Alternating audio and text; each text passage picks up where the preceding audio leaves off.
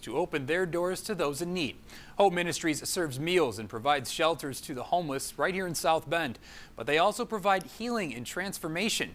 ABC 57's Mary Kaltrider has one story of hope.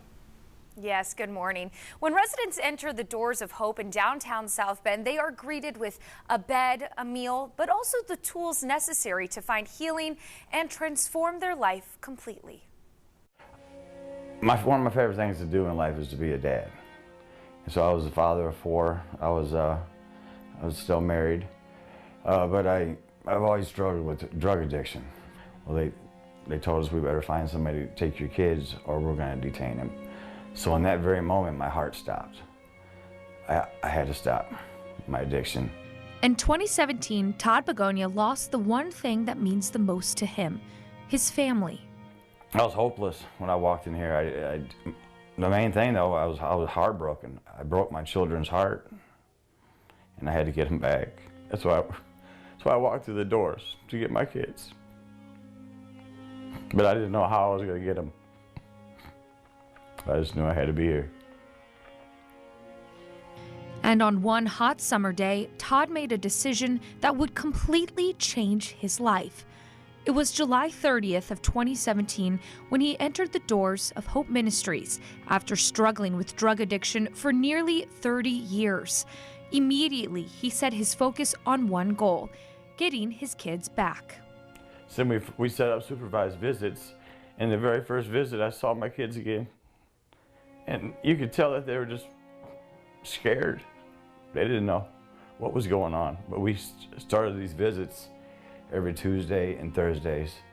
I would get to see them for 2 hours at a time at the library. But his road to recovery was not easy. So we all sat down, and the lady from CPS asked my caseworker, "Is Todd ready for his kids?" And I'm excited. You know, I'm ready for her to say yes. You know, she looks at me and she says, "No," and it broke me. I was like, but she was right. I wasn't ready. Todd kept fighting. With his youngest daughter's picture around his neck, he never lost hope. But when you live here, you wear a tag, right? You wear a tag and you have your name tag on it. But for the whole 2 years, I was carrying her picture with me, and every time I would get down or I would feel bad or I would look at her picture, and it was almost like she'd say, "Get back in there, Daddy." Almost 2 years later, in 2019, Todd left Hope Ministries with his children. Now, 5 years clean from heroin, Todd has made his own home and life for himself, all thanks to Hope.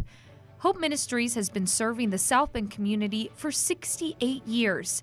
The faith-based ministry opens their doors to those in need of a place to stay and those in need of a new purpose in life. Right?